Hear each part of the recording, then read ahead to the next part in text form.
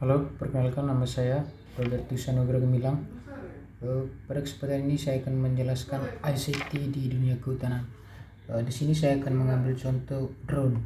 Saya akan menjelaskan peran drone dalam dunia kehutanan. Oke, yang pertama kita melihat dulu pengertian dari ICT itu sendiri. ICT adalah suatu payung besar terminologi yang di dalamnya mencakup semua peralatan teknis agar bisa memproses juga menyampaikan berbagai informasi penting. ICT memiliki dua aspek penting, yaitu teknologi informasi dan juga teknologi komunikasi. Teknologi informasi dalam hal ini mencakup berbagai hal yang berkaitan dengan proses penggunaan sebagai alat bantunya, memanipulasi, serta pengolahan informasi yang ada. Di sisi lain, teknologi komunikasi adalah berbagai hal yang berkaitan erat dengan penggunaan alat bantu untuk bisa memproses dan juga mengirim data dari suatu perangkat ke perangkat lainnya. Untuk itu, teknologi informasi dan juga teknologi komunikasi adalah satu kesatuan yang utuh.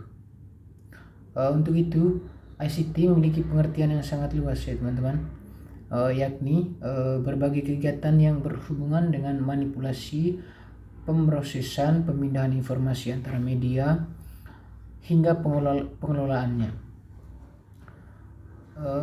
Istilah ICT ini muncul karena adanya paduan kata teknologi komputer dan teknologi komunikasi yang terjadi pada abad ke-20 yang lalu. Yang pertama, information atau informasi adalah suatu hasil dari data yang diolah dan di dalamnya menerangkan sesuatu serta bermanfaat. Yang kedua, communication atau komunikasi adalah penerimaan dan juga pengiriman pesan ataupun berita antar dua pihak atau lebih, sehingga pesan yang dimaksud bisa dipahami dengan mudah. Yang ketiga, teknologi. Teknologi adalah kemampuan teknik yang berlandaskan pada pengetahuan ilmu eksakta. Ini akan berdasarkan pada proses teknis. ICT adalah suatu teknologi ataupun sistem yang mampu mereduksi berbagai batasan ruang dan waktu agar bisa memindahkan, mengambil, menyajikan, menganalisis, menyimpan, serta menyampaikan informasi data menjadi suatu informasi yang penting. Oke, itu tadi pengertian dari ICT. Yang kedua, saya akan menyampaikan juga kepada teman-teman semua peran ICT dalam bidang pendidikan. Yang pertama, ICT sebagai gudang ilmu pengetahuan. Peran pertama ICT adalah sebagai gudangnya ilmu pengetahuan. Itu artinya terdapat banyak sekali sumber ilmu pengetahuan di dalam ICT ini, baik itu dari ilmu inti dan pembelajaran sekolah atau sebagai pengaya kegiatan pembelajaran.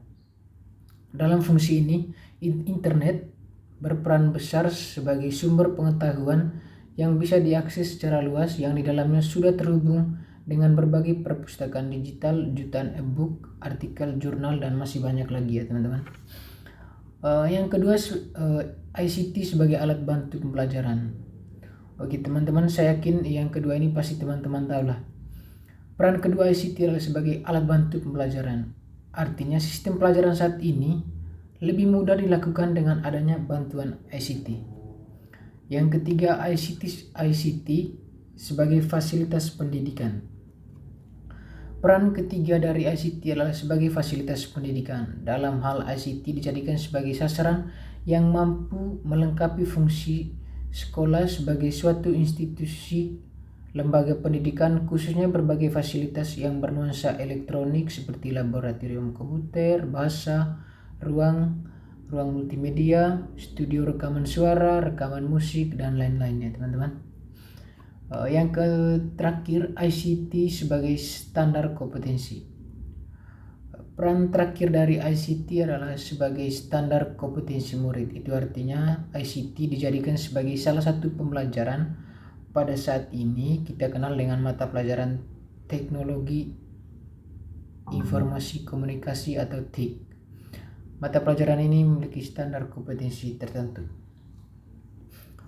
Oke teman-teman, itu tadi pengertian ICT dan peran ICT di dalam pendidikan. Yang berikutnya saya akan menjelaskan drone dalam dunia kehutanan atau pekerjaan kehutanan.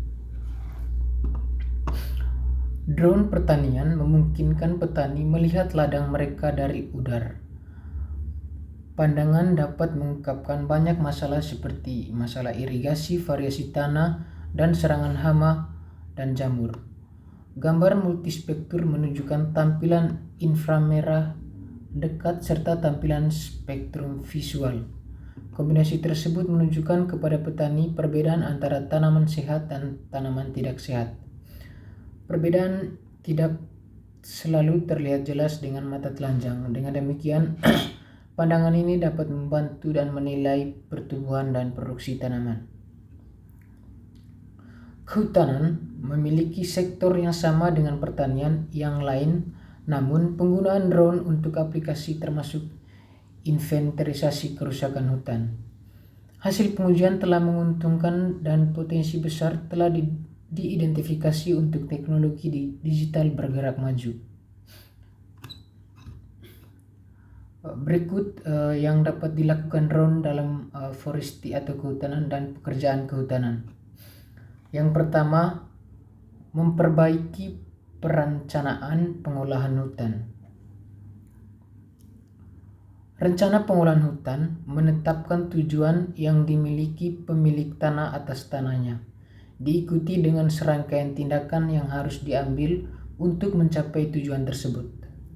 Selain itu, rencana ini juga berisi informasi tentang faktor-faktor seperti luas areal, batas, tegakan hutan, spesies kayu, dan inventaris biologis.